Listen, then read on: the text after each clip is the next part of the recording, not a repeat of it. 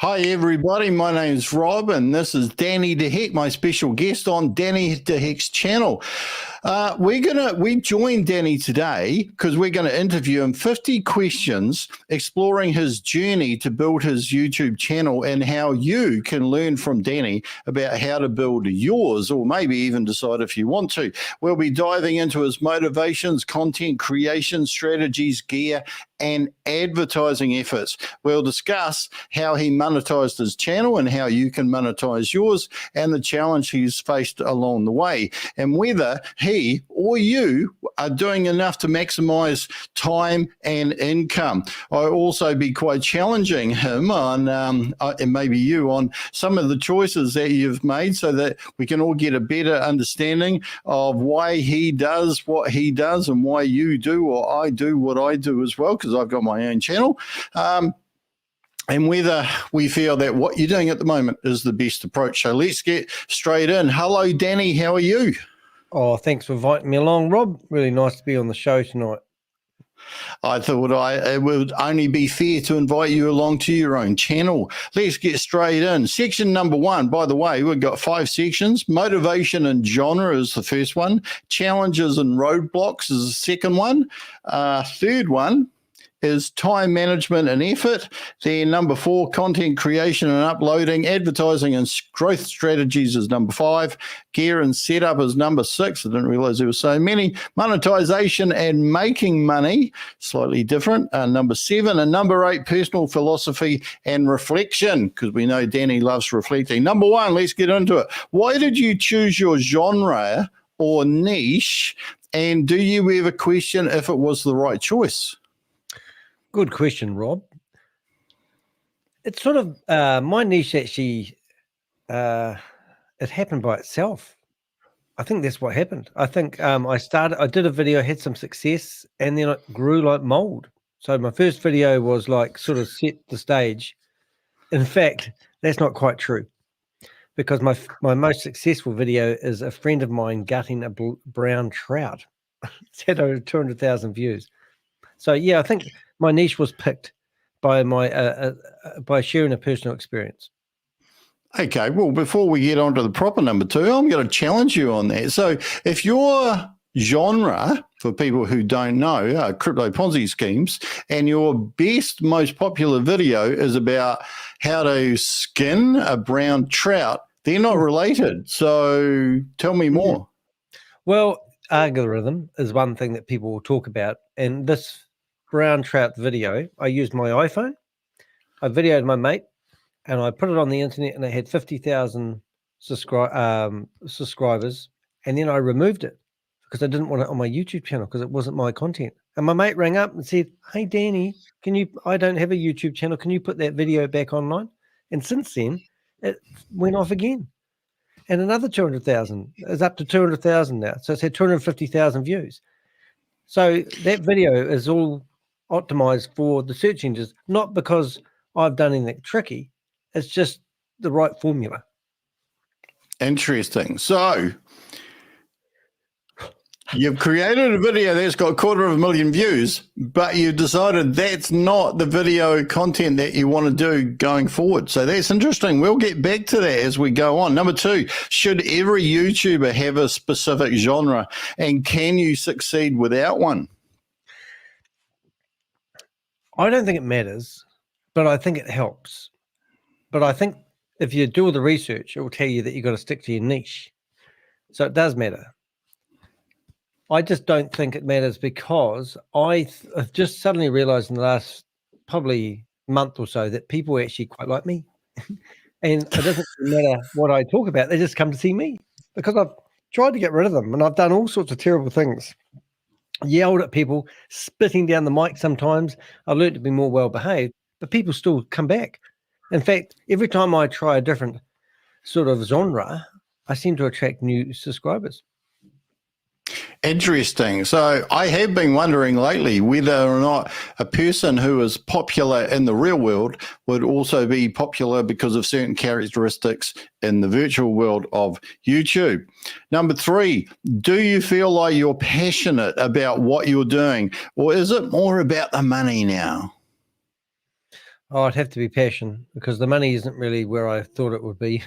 But I have made some money. I mean, just the other day, I realized that there's a tax treaty between New Zealand and America, and I'd be missing out on 25% of my money that I'd be get paid from YouTube for my monetization.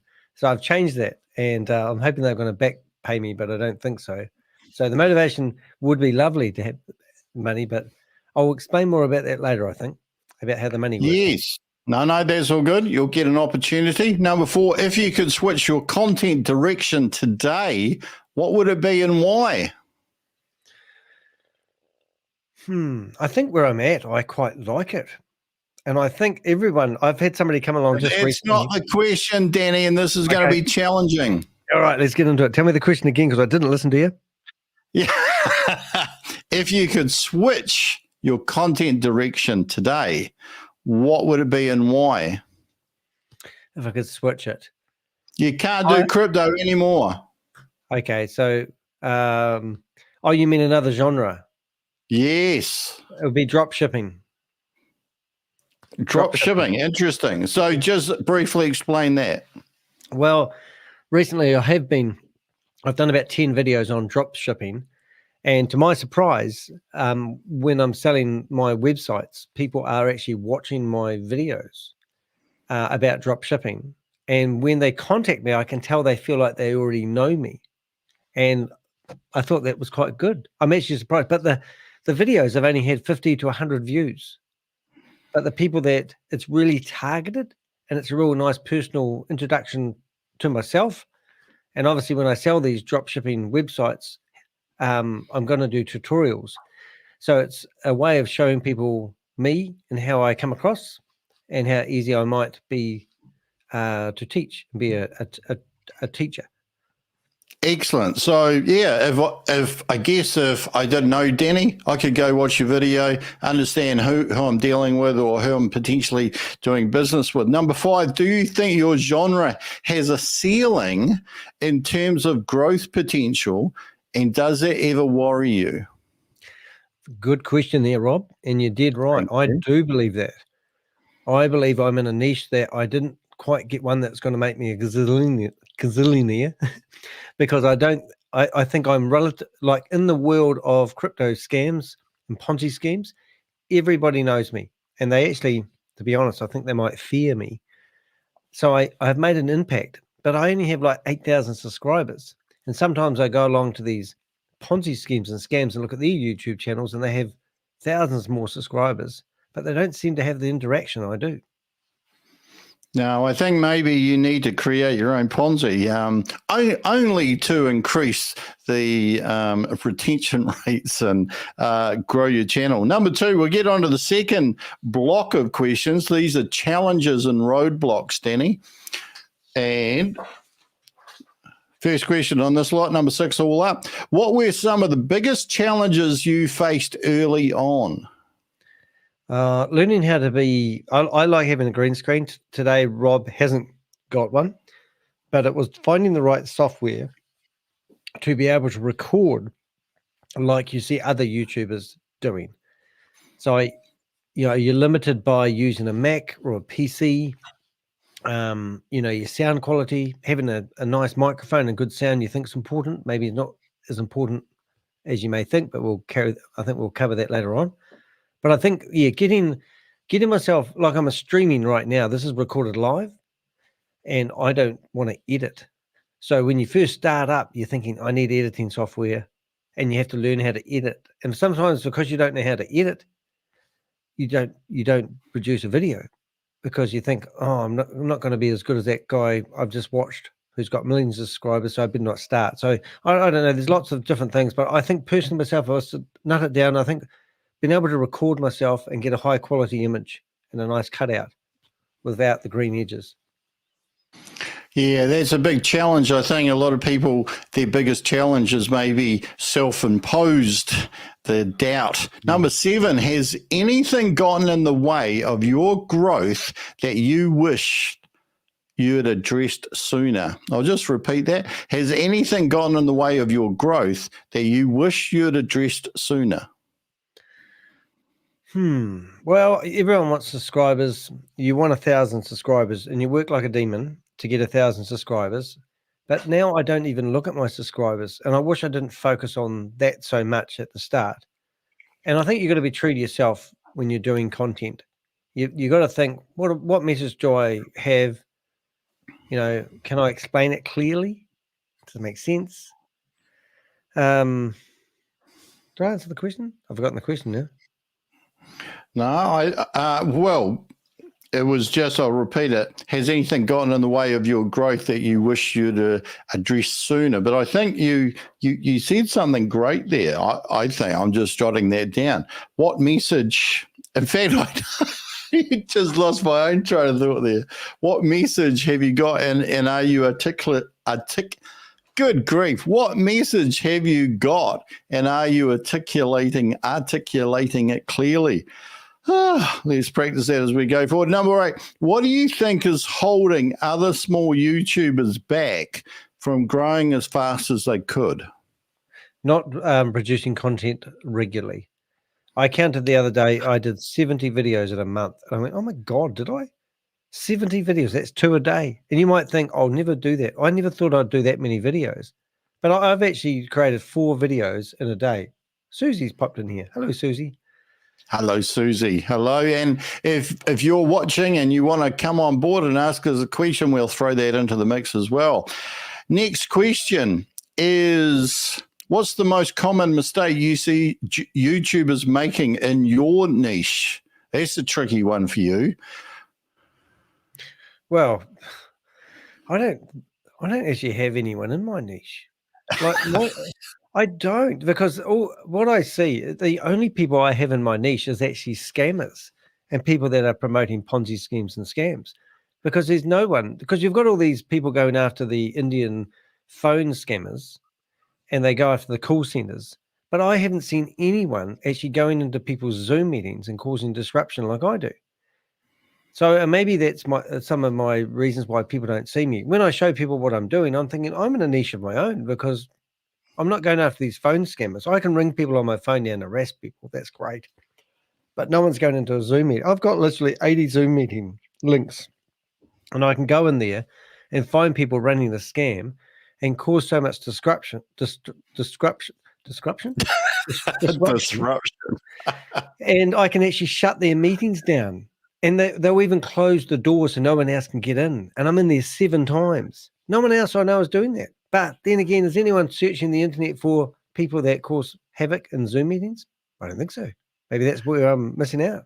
Susie is. Who knows? Who knows? It is an interesting one. And I was thinking when I was reading that out, there's very few people that are doing what you're doing, and definitely not as regular. But of course, they don't have 8,000 subscribers either, the ones that are doing it. What's the have you ever considered quitting YouTube? If so, why? Good question there, Rob. Yes, I have quite a few times. Because I actually am playing with fire, because I'm going after scammers. When the guy said he was going to cut my head off and kill me, if it's the last thing he ever did, I did say something rude about his wife, admittedly. That was quite scary. And also, when somebody was trying to sue me in the New Zealand High Court for $3.8 million last year, and my lawyers were telling me not to do anything unless I got their approval. Certainly made me feel like, have I picked the right career path? So I have actually thought about it. And sometimes I actually wear my heart on my sleeve, and some of the things I cover, like I've just had a bit of a thing going down for the last 2 or 3 weeks, but it does make you reflect on where you should go. So if people who don't know, I'm an ex-Jehovah's Witness, and I also fight Ponzi schemes. They're very similar because I was brought up in a religious cult. So my content is kind of like about exposing people that are preaching lies. So sometimes it gets on top of you because of your history, all the family stuff that goes behind that. So yeah, I have actually thought, is this really what I want to do? But when I think about it, I think this has actually given me a way to get my message out there to other people. And I actually have to focus on that. So I just wrote an email to someone. I'm going to go on for a bit there, Rob. And I said, actually, it's made me more determined than ever to stay focused, because I was trying to introduce somebody to help me do some stuff. And I think I know what I'm doing. I mean, you're my co-host, and you cringe at some of the things I do. But when you have a co-host that's second guessing everything that you do, it makes it very hard to be you. It does. It does. You are in a very challenging genre. But one of the interesting things I'm picking up there is that the content and the message to you are probably more important than necessarily the number of views, subscribers, and ultimately money that you're making.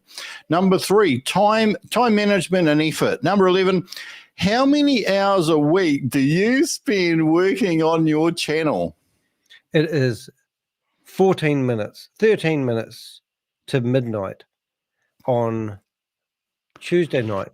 And tomorrow morning, I'll get up and go to work because I work 2 days a week.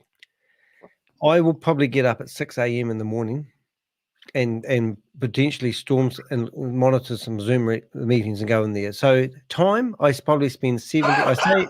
I actually say I spend 70 to 80 hours a week on my YouTube channel. Wow. See, I did a 7-hour stream the other day, Rob. 7 hours. I know. There were people complaining. There weren't. I just made that up. Number 12, do you think your current time investment is sustainable long term? I ramp it up and I calm down. I had 4 days off the other day. And that was because something happened. I forgot what it was. Something did happen, and I just felt like I was mentally exhausted. And I had 4 days of no streaming. And I'm sitting there in the morning sleeping and thinking, ooh, this is nice. Just laying there doing nothing. But it does. I think I'm a better person for it. I don't know. A change is as good as a holiday. Number 13, what are the biggest time wasters in your channel, in running your channel, that you wish you could avoid? Well, I should have been working on my dropshipping business today. Instead, I spent 5 hours preparing myself to do what I thought would be a 10 or 15-minute introduction to a video I've already got on the internet. So I downloaded the high definition version from StreamYard, which I use to record. And then I chopped out the beginning and the end. And then I thought, I better create a thumbnail. And then I went and then I've got all the tabs are open now. I can't go to bed until I record this tonight because all the tabs are open. And I just need to do a summary, but I haven't got it right in my head. So I've spent 5 or 6 hours doing a 10 to 15-minute introduction. And then when I go to bed at night, I'll grab that video after it renders and put it at the start. And then I'll do a bookmark ending on it. And then I'll go to bed with it rendering. And it'll probably take 2 hours. So rendering is probably my biggest time waster. Rendering. Yeah, that's an interesting one, particularly if anybody's got an Apple and anybody knows what Final Cut Pro or iMac do when they render and create those giant files and sometimes run out of room. I know that can be frustrating. What are the biggest time ways? We've just done that. How do you handle burnout? You probably just answered this before. How do you handle burnout and what do you do to stay motivated? Well, you might think this is silly. I have a what I call a moving desk. So it goes up and down. And I used to stand at my desk all day long. And I could stand at my desk for 5 or 6 hours quite happily. And I'd sit very rarely. Now, recently I've hurt my feet. And I mean recently for a year and a half, I haven't been able to stand on my feet like I used to. So I've had to sit down. Now I feel like I'm a truck driver, no offense, Crypto Dynamo, but I don't feel I'm actually as good as I used to be. My feet are getting better. So by moving around, what was the question? How do you handle burnout and what do you do to stay motivated? Oh, yeah. And I haven't been able to run. So just recently, last Sunday, I got up and I ran and I ran and I ran. I did do a 12K run in the hills, but I ran on concrete, which I don't like doing, testing my feet. And I did 15 Ks of running. I love running. And when I'm running, I seem to switch off. And that's what I feel I do. I need to stop, even though physical exercise, it actually makes me, I come back home, I was absolutely exhausted. I took a photo of myself just to prove how exhausted I was. I sat down on the sofa, I couldn't move for 4 hours. But I feel that helps.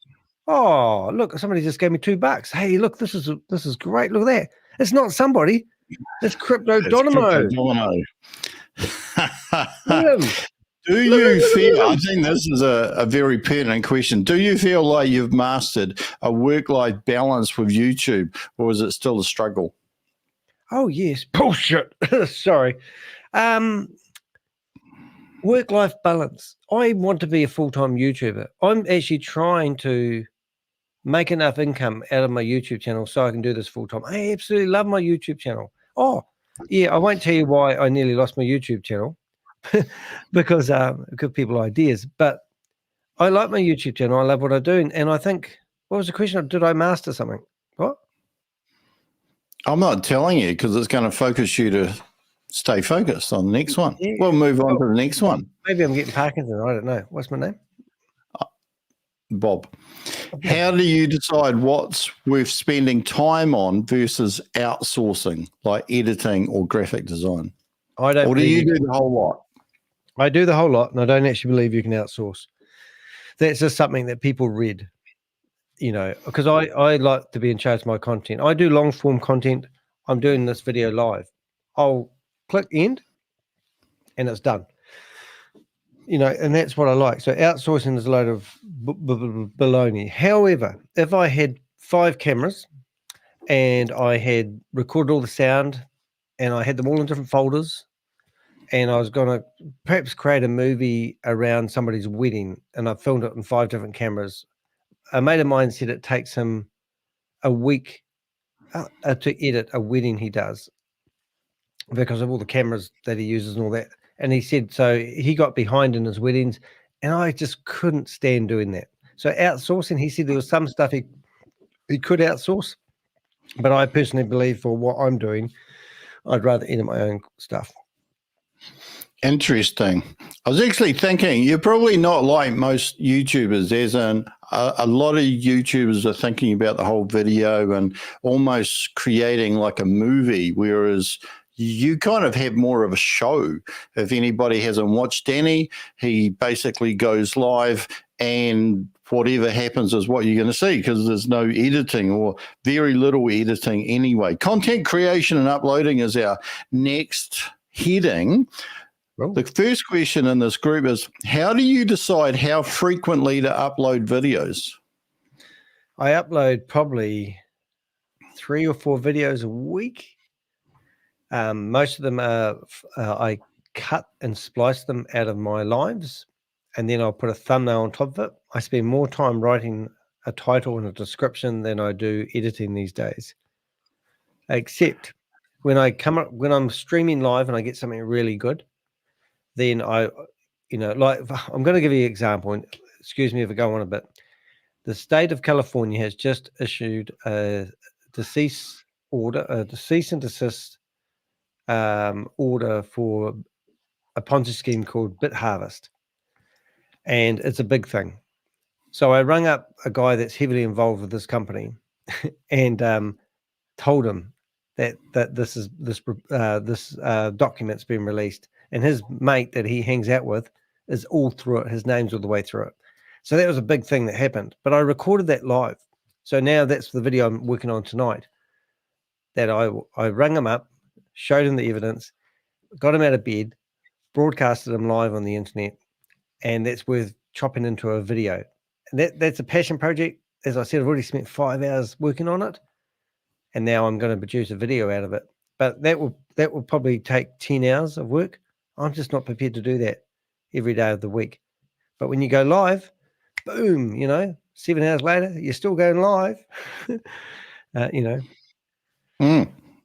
What's your process for coming up with video ideas?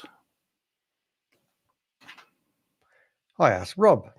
I do. Like this video, for example, we didn't know whether to do one on gambling or Rob came up with this idea. And I thought it's a great idea.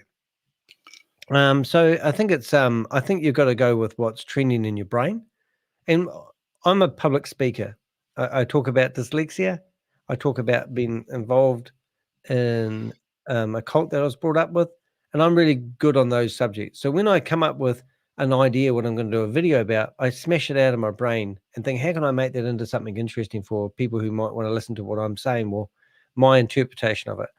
And it sometimes it gels and other times it doesn't. So I think you've just got to go with whatever you come up with in your head and then make it into a story. I mean, having a structure in a speech is everything.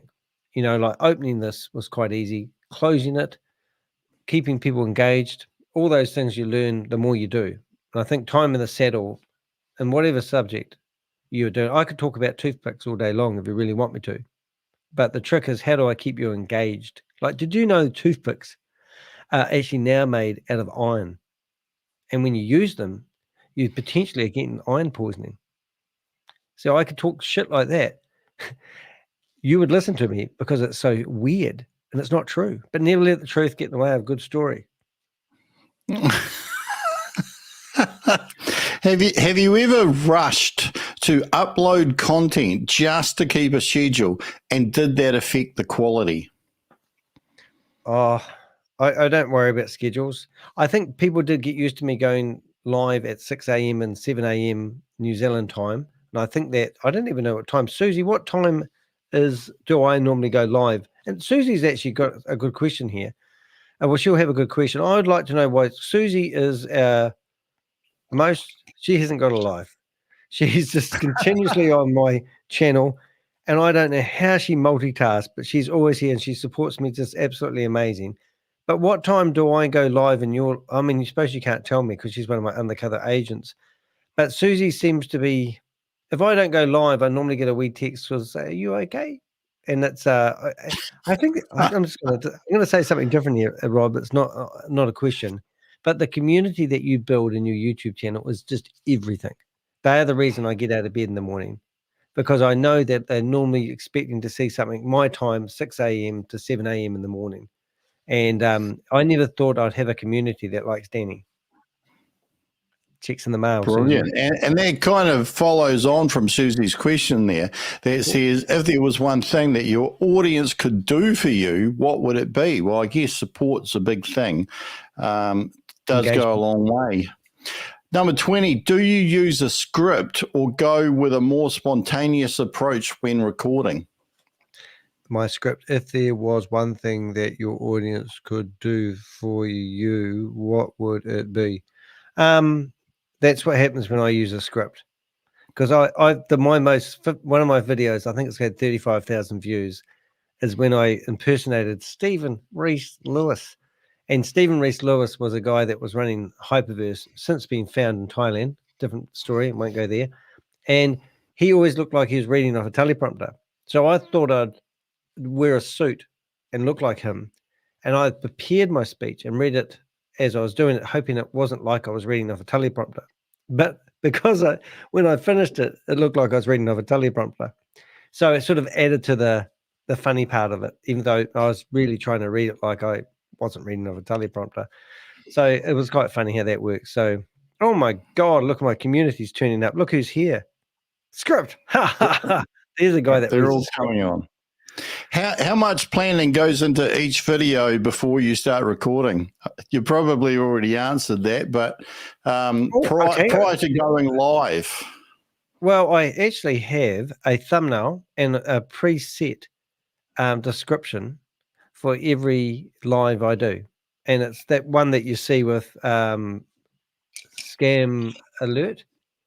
And then when the video is happening, often I'll build the thumbnail and do the description live in the live so people can be part of it. And that's sort of been quite good, really. Susie has Excellent. 7 subscribers. That's amazing. You couldn't actually ask them to come subscribe to my YouTube channel too, could you? All right, next question. How do you balance being entertaining versus informative in your videos? Or the other way around, maybe? I'm not worried about being entertaining. Bob's entertaining. I mean, the first time we met Bob, Tugman, just saying, I don't know, entertaining. I don't know. I think you got to be real and true to yourself. I mean, if no one's just, I don't know. Well, I like to think people like me. I think I'm authentic, and I think I don't have any secrets. But entertaining, I don't know. A factual? I always like to be factual. I like to have my information right, but the fact is, even if you told me the right information, I'd probably forget half of it before I finish saying it. So I don't know. And I don't know if that's important. I think, I mean, one thing I must say, Susie, I've seen Crypto G's listening and Crypto G. I've seen Richard's listening. Oops, sorry, didn't say his real name. See, I stuffed up. Is I have got people there that correct me in the chat room. So if I say the sky is green, and I didn't even realize I said it because I was trying to think of the next things to say, they will correct me. And it's how you fix the stuff ups. It's like they say to you when you're in a new relationship, you guys get on all right, and you go, well, actually, the truth of the matter is it's not whether you're compatible, it's how you deal with incompatibleness. And I think that's when you make mistakes and you're going live and you make mistakes, it's how you fix up the shit that you created, and I think that's my strength, maybe. I don't know. Interested to know what the viewers say. It's great piece of relationship advice there that I noted. Number 5, we're going to move on to advertising and growth strategies. What strategies have worked best for promoting your channel outside of YouTube? Assuming you have. Rob came on my YouTube live once and he took his shirt off. That did not work. Cut it out. Stop it. Jesus Christ. We're going to see it. Don't. You haven't got an air guitar.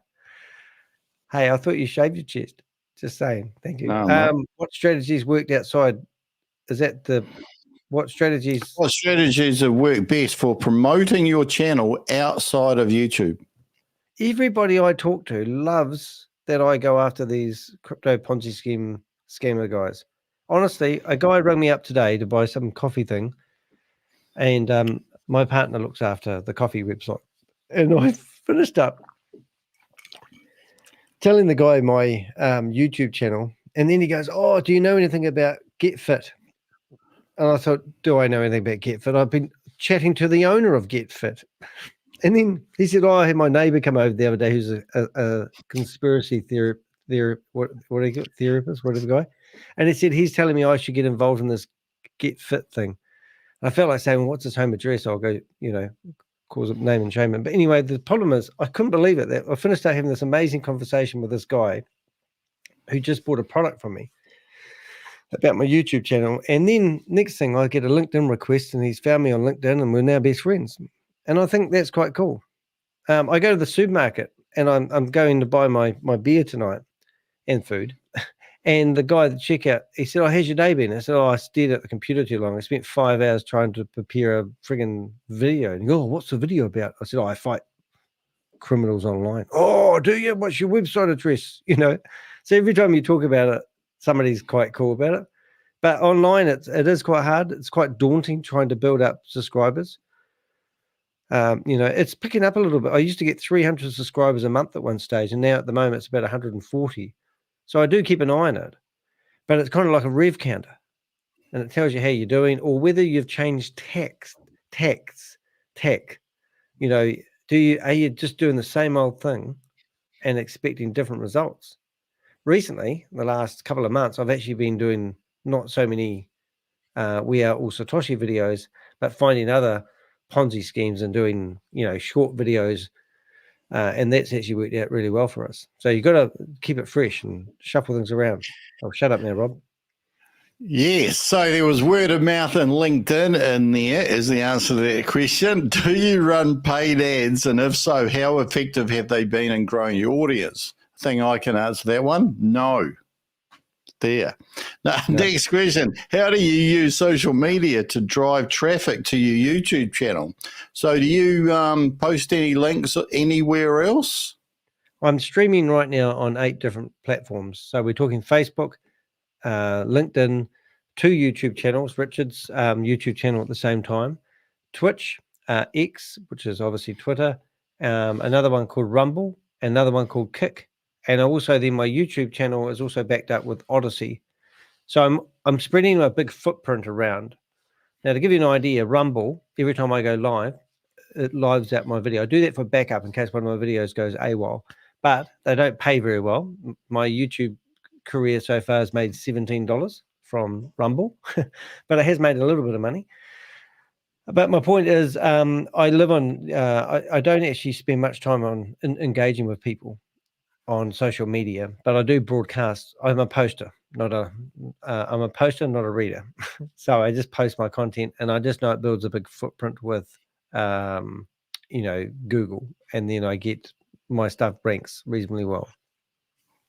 The next question is interesting. What kind of collaborations have helped you grow? And how do you decide who to collaborate with? Yeah, that's a funny one there. I have collaborated with CoffeeZilla, which is my hero. I've listened to the way that he runs his YouTube channel. So he has a Patreon account, and 25% of his income has increased just because he does, he caters to his community and does pre-releases to them, and they support him. He also said that I think he did something like 70 videos a couple of years ago in a year, and then he's now done, I think, 25 videos. So he's changed his tack as well, and now he's got a second channel where he sort of gets back on the mic like we're doing now, and that's got about 700,000 subscribers. He's got about 3.5 million subscribers. So collaborating with him, I thought would be a great idea, but not many YouTubers are really that keen to collaborate. So all the scam boys out there who are doing all the phone scams, I thought, oh, look at me, I'm a bit different. Let's collaborate. I have communicated with a few of them, but they don't never reach out to me. And I'm really open to it. I would have anybody on my channel, even somebody with no subscribers. I'm quite happy to have a chat if you've got great content. And I think you've got to stay true to that. Excellent answer. Do you think your advertising efforts have paid off, or could they be better optimized? Well, basically, there are none, so that's that one done. Do you think YouTube's algorithm favors or hinders your specific content type? Yeah, that's a great question. I think I am hindered by either I'm in New Zealand in the bottom of the earth, underneath that bit that's tucked in under Australia, just a little bit at the bottom. I don't think we get as much exposure. I'm convinced that I would have maybe 100,000 subscribers if I was in America right now. It seems so. I have even tried using a VPN and broadcasting and seeing whether any videos get more traction. But covering content that isn't is trending is very much like my dropshipping business. I put products on my websites that are trending, people find them and they buy them. And if I focus on following, the famous scammers, I know I'd get more traction. So if we used to go after Sam Lee. Sam Lee's got charged for his connection to a $1.9 billion scam. Anytime we use Sam Lee, we get, anytime Shavis, this other guy, comes online, we always get more views. So if I was using tactics, I would probably go after people that are in the news and do stories about them just to get the numbers. But it's not all about numbers anymore. It's about the content and, being familiar with what you're going on about. Oh, there's lots of questions coming in. All right, we're getting into gear and setup now. We're about 2/3 of the way through. What gear did you start with, and how has it evolved over time? I'm just reading Crypto G's message there. Look at that one. I have the soap on a rope ready kernel. What the hell is he on about? I think he's trying to stay clean. Right. And what did you say then, Rob? Because I was reading that comment and it just absolutely ripped the hem on my nightie, that one. Yes. Now stay focused, Daniel. What gear did you start with, and how has it evolved over time? Great question. I love my gear. What did I start with? I don't know. Actually, oh no, I did. I had a Zoom 6H, H6, 6H. Yep. And I used to own a business networking company, and we had this thing called Think Tank, and it was so good I wanted to record it as a podcast.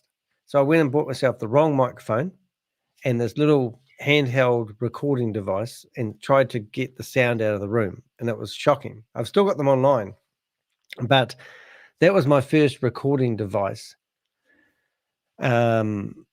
And I think I was actually recording podcasts before I actually got into YouTube, because it is actually about having a good, clear voice and good sound.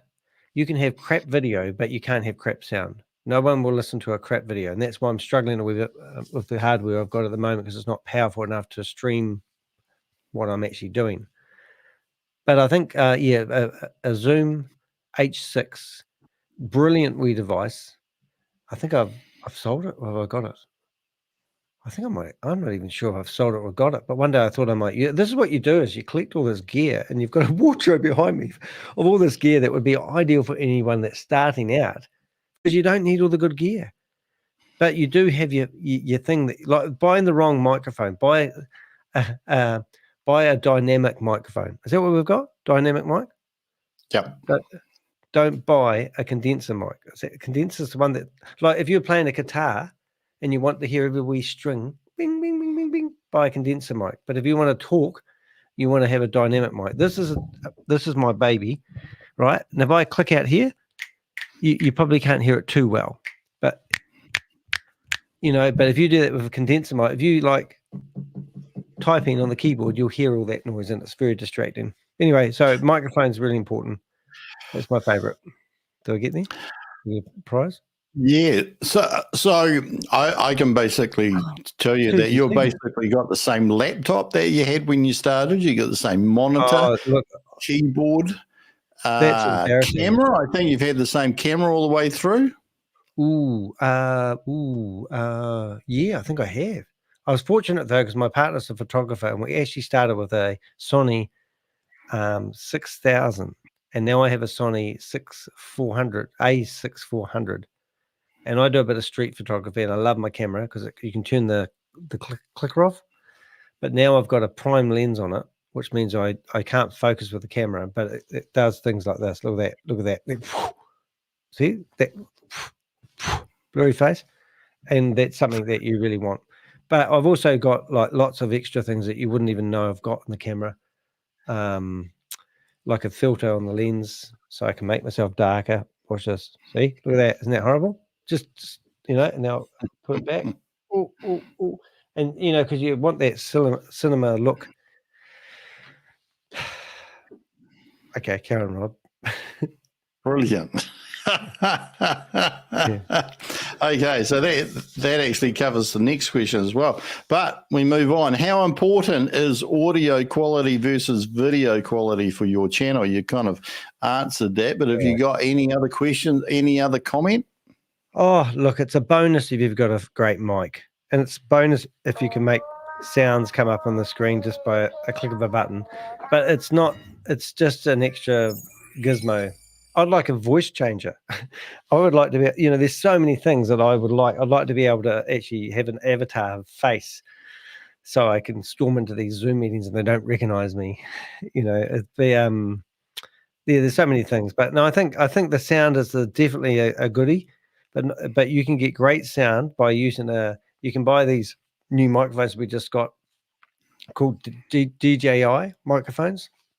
They are $550 New Zealand, so about 350 USD dollars, USD, not USDT, and they're great. And you plug it into your iPhone, you clip it on your shoulder here, and you'll get pretty much brilliant sound. But on my electronics website, I sell something very similar for $150, so you don't have to pay all the big bucks, and you'll get by. And then you give your gear to the next YouTuber who's starting out. Have you ever felt that better gear alone would help your channel grow faster? Yeah, I wish I had a faster laptop. I wish I had two computers, one for streaming and one for recording my face, because I'm always jumpy on the screen. If you know what I mean. But yes, I definitely think better gear would probably help. But be good today rather than perfect tomorrow, because tomorrow never comes. Yeah, I think it's an interesting one when you're streaming as well, isn't it? Because it does rely a lot on your hardware, because you can have a good camera, a good microphone, but if your hardware is struggling, and that's not really necessarily the case if you're just recording videos, normal videos. We're talking now about monetization. You just keep talking to yourself. See ya. What's he doing? The next topic when he comes back is monetization and making money.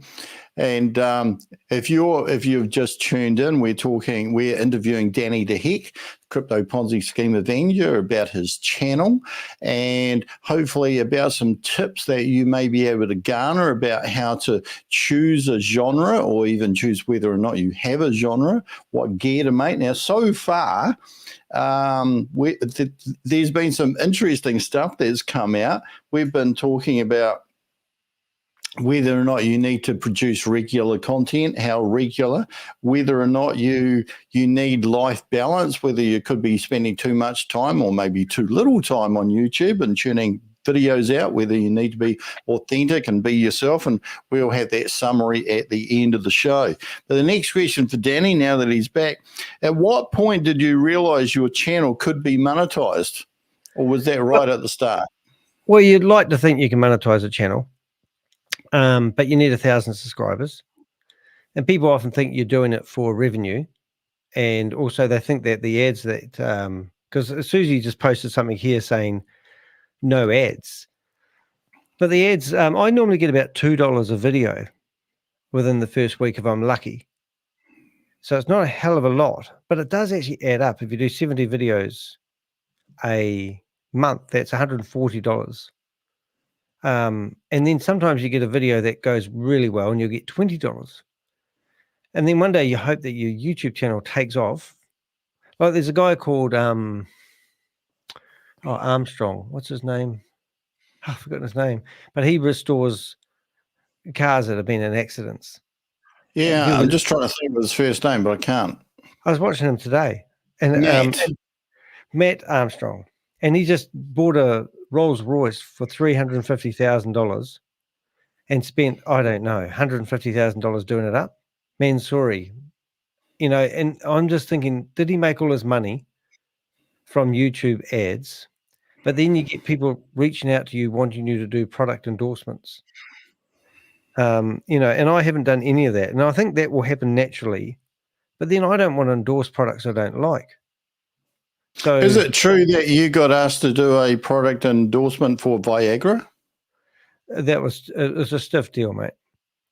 And I told the guy I weren't interested, and I said he's a bit of a pussy. And then he come back to, I told him he's got to harden up because you know, it could be.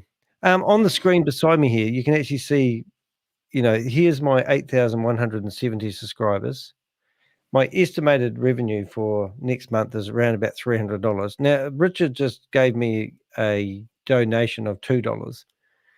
So that is actually included as my guesstimated revenue for next month.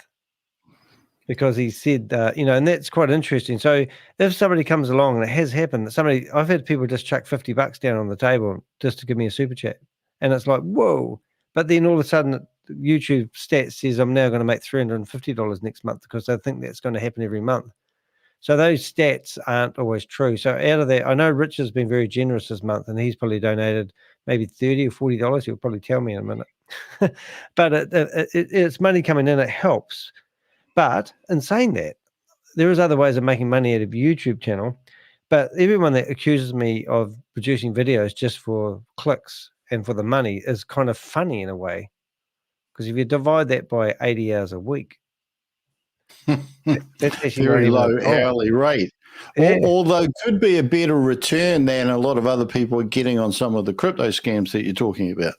Next question is, how long did it take for you to get monetized once you started? Oh, it seemed like ever. I think monetization, getting to that first 1,000 people. I mean, everyone focuses on that. Like you search for how do I get monetized, and people go, how to get monetized in 6 weeks. I reckon I know my mate Vinny, he was trying to get monetized. You were trying to get monetized. And it's just like, it just takes ages. Like how many subscribers? Now I'll tell you, Rob, you've got 1,700 subscribers? No, it's just under 1,500. Right, but you took less time to get an extra 500. Because when I remember you got stuck on something like 367, which seemed like a month. Yeah, forever. And it was like, what the hell? But now, I mean, I am quite lucky, I suppose, but I have actually had I've been in the New York Times, so that gave me 1,000 subscribers. Boom, just out the gate, you know. Hey, I'll help you out here, Rob. I'll make your banner come up. You watch this. There you go. Put your banner up there now. Is that the one? Rob Woolley. There you go. So subscribe to Rob's channel if you're watching this. It's easy to find. But yeah, it does take a long time, and it's when you're starting out, you just think that's everything, and when you think you've got 8 subscribers like Susie, it's pretty disheartening. Susie's probably not trying to build subscribers; she's probably trying to collect historical data so she can incriminate people when she goes to court with them. Anyway, what's she said? Do you think Danny's algorithm is dyslexic? Could be. All right, next question. How much of your income comes from YouTube directly versus other revenue streams? Well, it's basically 100%. Next question. Do you use affiliate marketing, and how effective has it been for you? The answer is no. No, and Amazon is the biggest one, and you can't actually do that in New Zealand. They won't allow you to do affiliate marketing. You can't sign up for it. Did try that at the start. So you know how you go into those YouTube descriptions and you've got all these things you could buy? You can't do that in New Zealand. You can't even fool them into doing it. I didn't even know that. Okay, next question. How important are sponsorships, and do you choose to accept any? You don't have any. Do you think you're getting paid fairly for the time and effort you put into the channel? You have sponsorships. I have people who give me, like Milanote is sponsored, and every time I use Milanote, it's awesome. So they've given me, but that was because I used to have the business networking company originally, and I did blogging, and I did a blog about Trello, which is their competitor, and then they come to me and said, "Would you want to do a review on us? We'll give you a premium membership." That would normally cost me like 30 or 40. And also there's another crowd too. On my website, you'll see embed. So if I was to bring up my website, I'll show you, I think. Can I do that? I think I can do that. Hold it. Add to stage. So if I go to here, if I went to my website, dheck.com, there's a company that's, if you go to like my contact section, and you can see YouTube. So this embed social, they allow you to embed your YouTube videos in your page of your website. So you don't have to leave your website. So if I go Facebook, there's a page on my website and it's all embedded. Oh, that's because I've removed some posts are private. Yeah, it's only because I haven't set that one up right, but it's quite cool. So that was given to me, and then the lady who set it up for me was absolutely lovely. So all my Instagram stuff, you can see it all looks pretty, and it's all on my website. So people don't have to leave my website to look at my Instagram. That's what I'm getting at. Oh, look, there I am there, Rob. Oh, right. Yep. Yeah. Yep. Do you think you're getting paid fairly for the time and effort you put into your channel?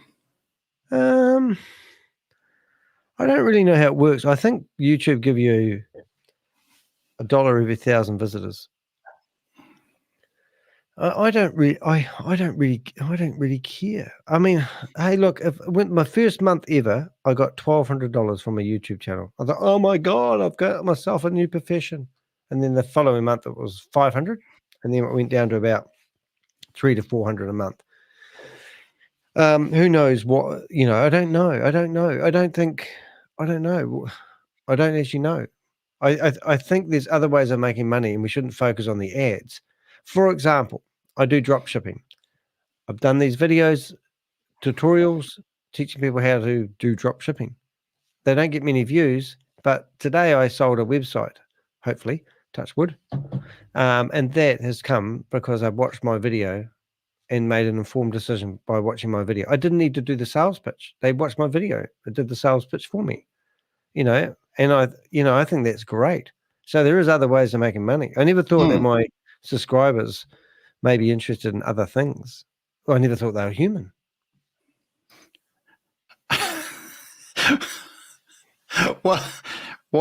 What changes would you need to make to increase your income significantly?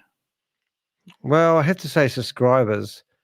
I wish people would share my content, but it's a bit like this is guy yelling down the phone telling someone he's a scammer and you're gonna, do terrible things to him. I don't think that's really something that people want to share. Mm. So, and I've tried doing crypto educational videos. No one wants to watch that stuff. People like the drama. So I think, I wish people would share my content more.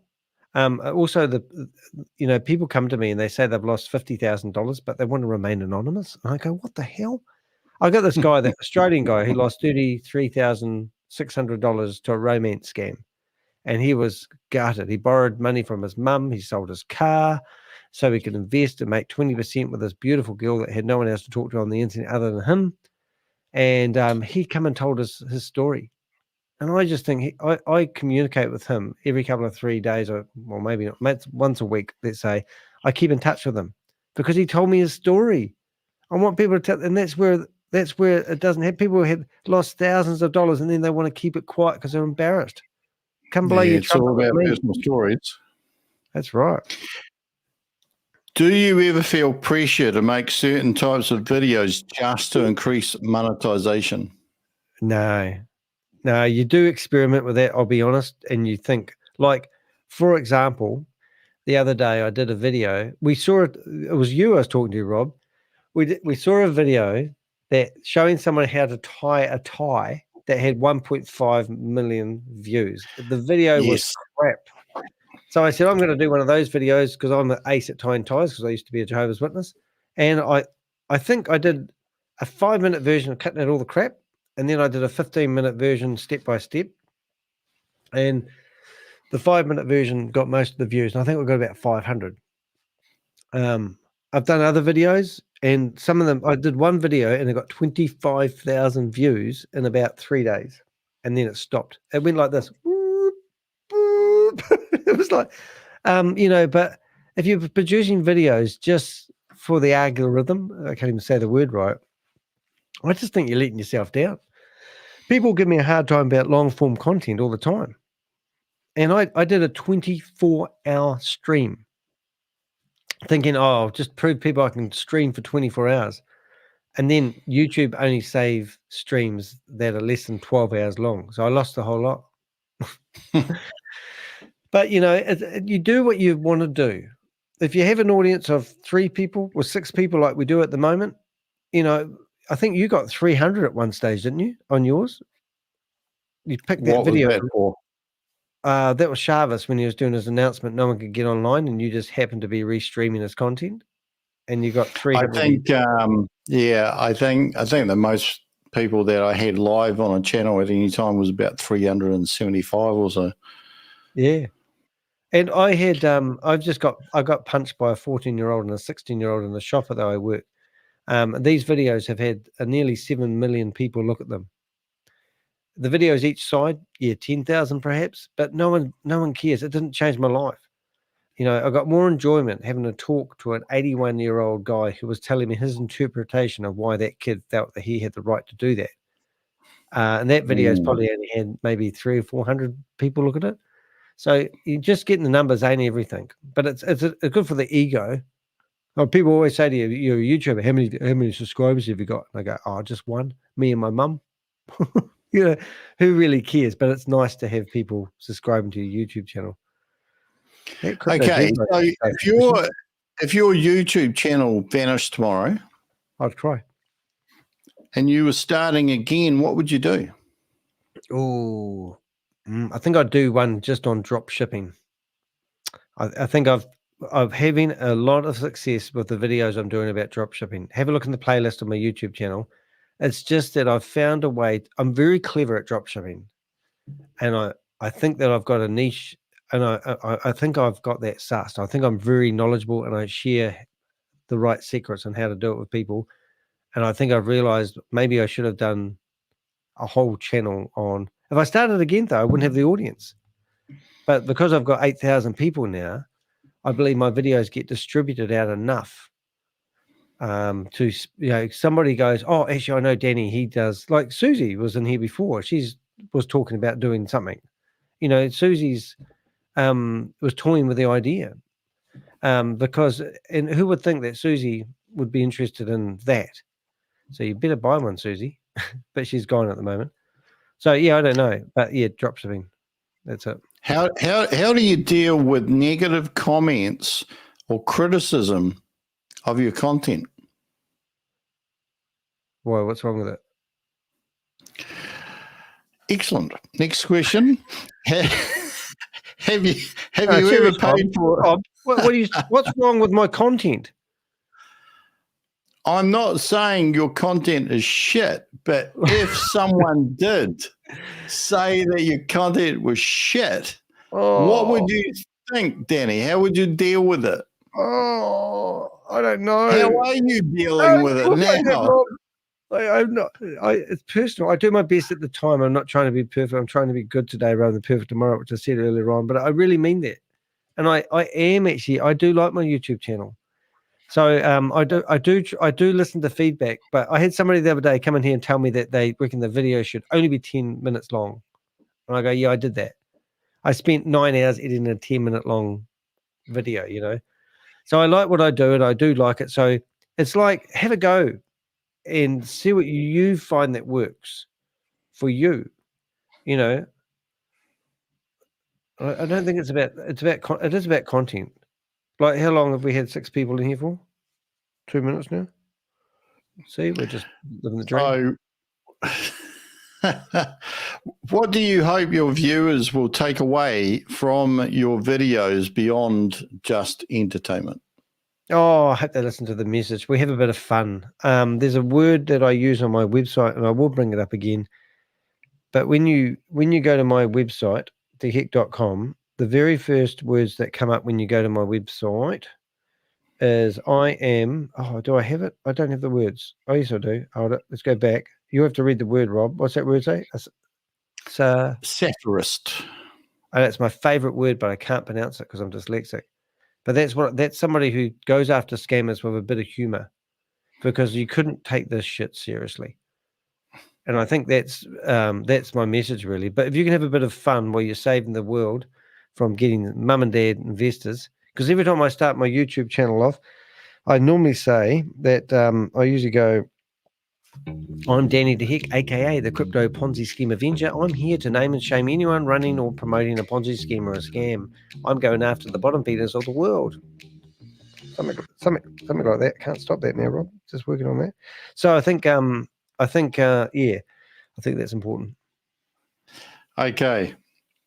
We're just going to move on to what basically concluded all of the questions that ChatGPT kind of formulated after my prompting in a particular direction. But here's a few other questions for content creators. How important do you think a thumbnail is? You're asking me? Mm-hmm. Oh, I thought somebody else might have been here. Well, there's a guy that's got 600,000 subscribers.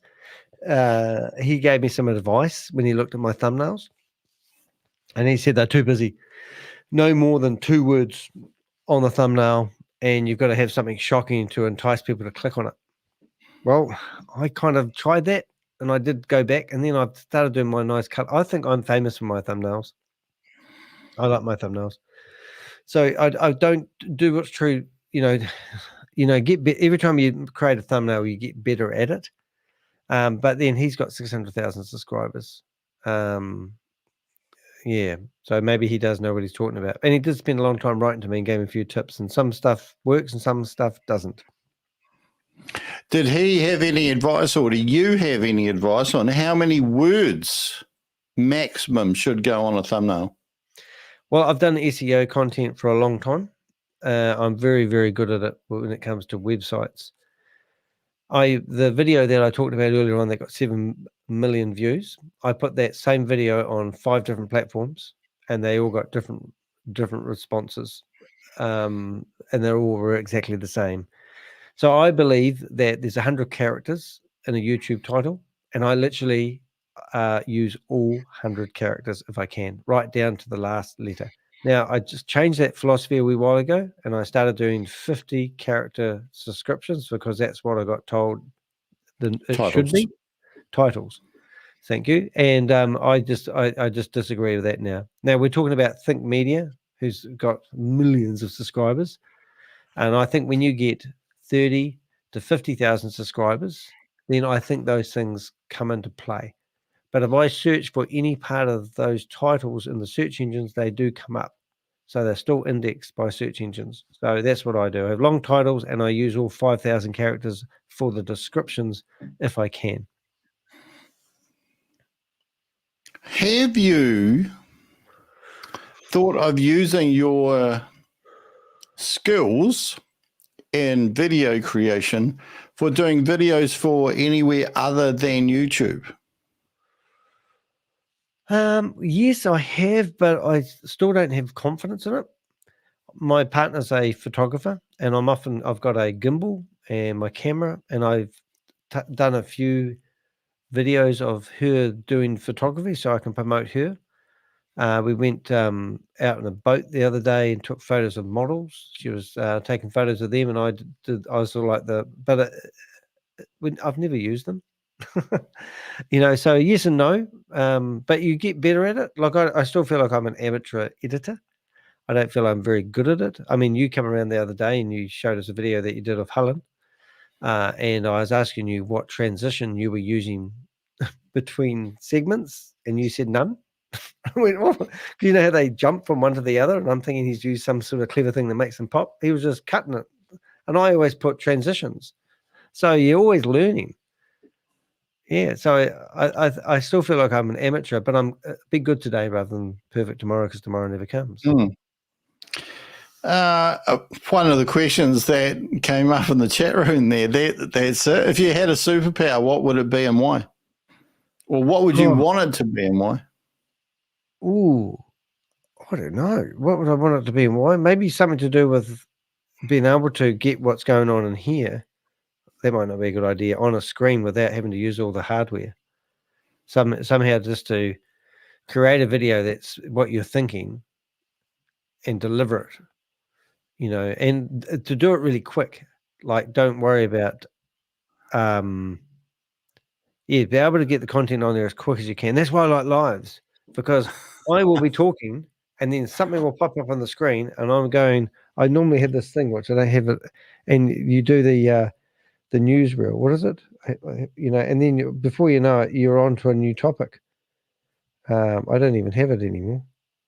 No, I don't. It's actually so funny you say that, because that's one of the things that I've been thinking about. Be fantastic. Think of the idea and immediately be able to go and film it. Yep. And I think that's actually true. Even my whole YouTube career is actually, every time I get something in my head, get it down into a video and post it onto the internet as quick as you can. And then it's there forever. Your most successful video, Yes. Rob, the mouse one. Yeah. Well, yeah. Well, that wasn't fast, but yeah, I do think, just to throw my comment in, is that, yeah, if you do have an idea, kind of strike while the iron's hot. Like, get it out there as fast as you can while it's fresh in your mind. Don't overthink it. Thinking gets in the way of doing. Danny, around videos and stuff like that, what's your greatest fear? Get my channel taken down by copyright strikes. Have you come close, or shouldn't I ask? Well, yes. I was going to be in the New York think we'll Times. keep people in suspense. Well, you could do, but I'll tell you what happened. I was interviewed by the New York Times over a 13-week period, and they were about to release an article, and I received 2 copyright strikes. One more, I would have lost my channel. So I went through and deleted 80 videos, which I thought somebody could have complained about. And then the article came out in the New York Times, and people went to my YouTube channel and go, well, this guy's not that special. But I had to remove 80 of my top videos that were humming. And back then I was getting 5,000, 7,000 people looking at my YouTube channel. It literally killed my channel. So, and that's something that takes the wind out of your sails. Now, I know that would have killed YouTube as well. YouTube would have looked at something that's going on my channel, and I lost a lot of my momentum. So it's sort of a blow. But I've learned since then. And I think this is what you got to do, is you got to keep doing and keep learning. Even the other day, last night, a video went back online that somebody was trying to get offline. It was a recording, a 4-minute, 38-second recording. I put it into a fancy Nancy look, whatever, hoo-ha, put it on my YouTube channel, and somebody complained about it who thought they owned it.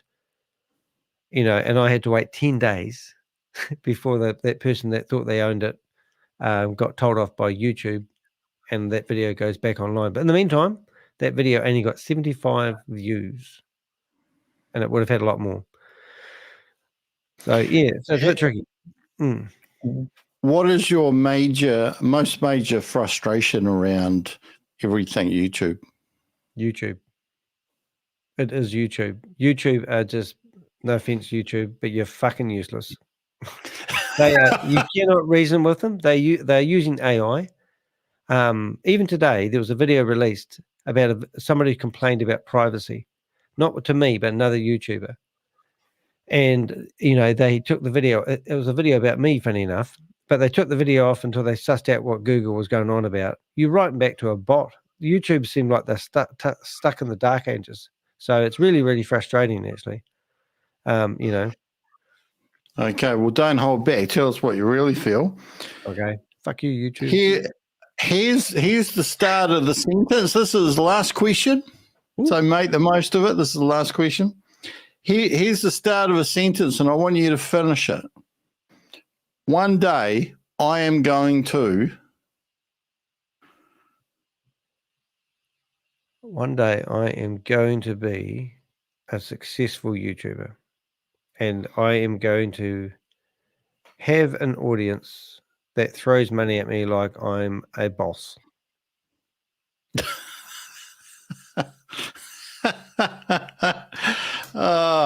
Thank you very much, Danny. I'm just going to go through a quick summary here. Now, these are a few things that I've been jotting down while we've been going through this interview. One of the key things, if you want to be a YouTuber, is make sure you got good audio and good video. Clear vision, clear sound. Simple as that. That you can be positively influenced by influencers. So go and watch other successful YouTubers. That was one of the things I heard when you were talking about CoffeeZilla in there.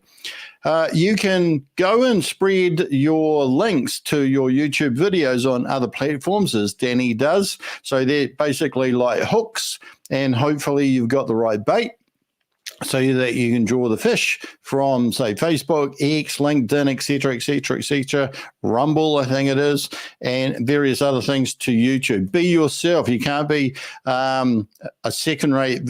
You can be a second-rate version of someone else, or you can be a first-rate version of yourself. Interestingly, this is an interest. In fact, I'll come back to this. Is that you have to decide, are you going to create movies or are you going to create shows? Basically, a movie is going to be edited and prepared a lot, and maybe the less prep, less editing is a show, which is more what Danny is doing. Do the things that you love outside of YouTube, so make sure you got some kind of a balance. If you got a real job, focus on that because that's your real income, and have YouTube as your secondary income or your hobby. If you want to have a good channel, you need regular content.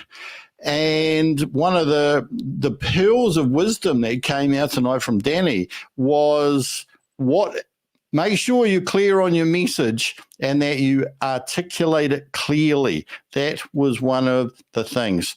Whether or not you have a genre, you can create videos. Basically, don't give yourself an excuse not to create content, not to create a video.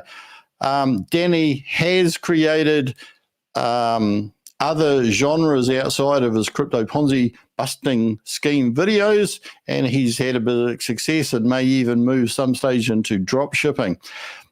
The interesting things, and this is what I wanted to end here, because I thought, now this is an objective view, is that Danny's been very successful with his channel. He's grown it to over 8,000 subscribers over a few years, and he's had some very, very successful videos.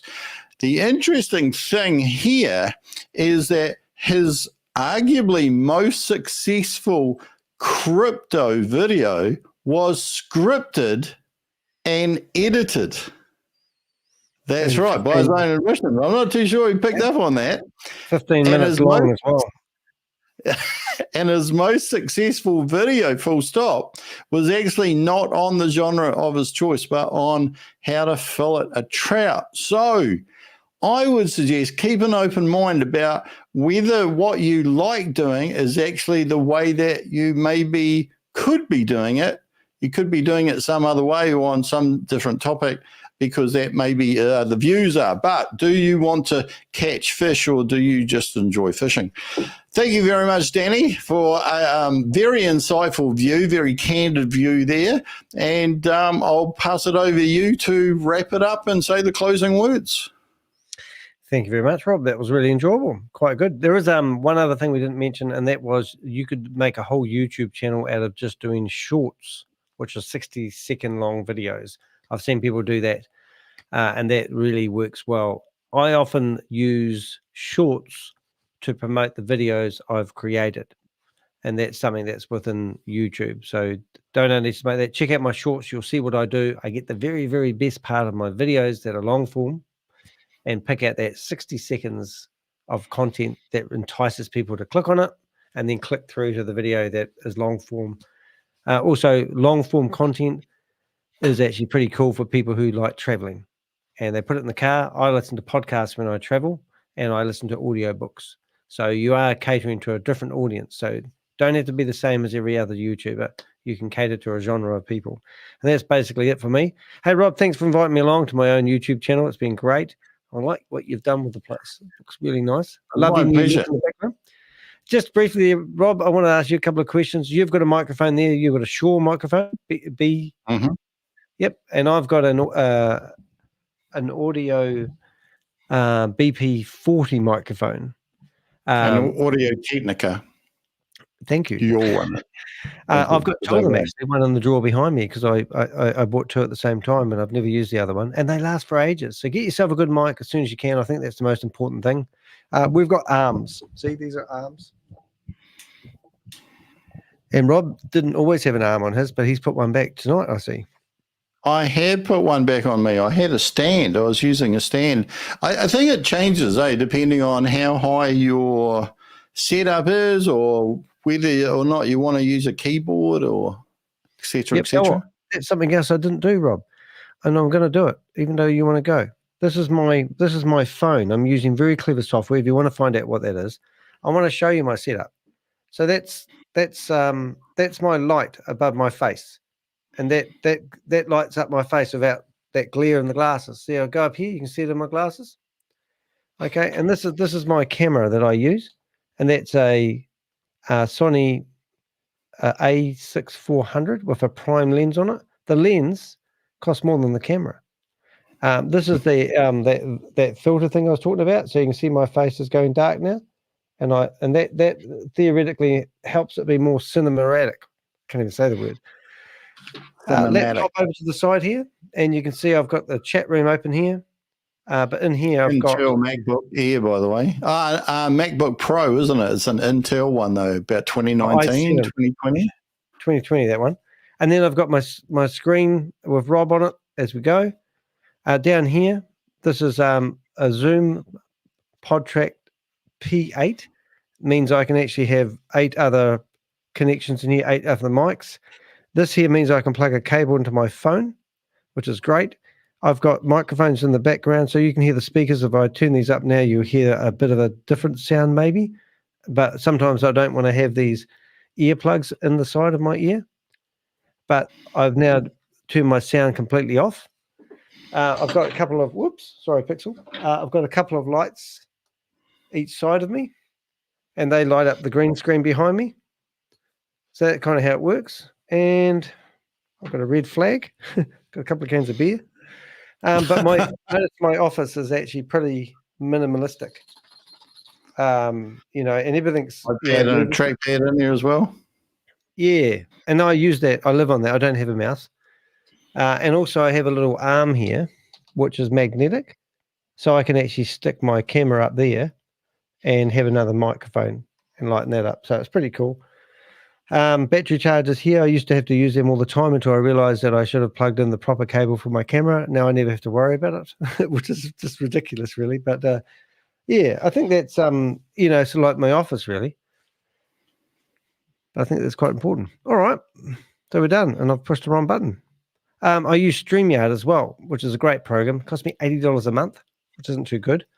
But it enables me to look semi-professional and also broadcast to 8 different places at the same time. But YouTube's number 1 for me, and X is the next second best thing. So I think that's enough. I'm going to go.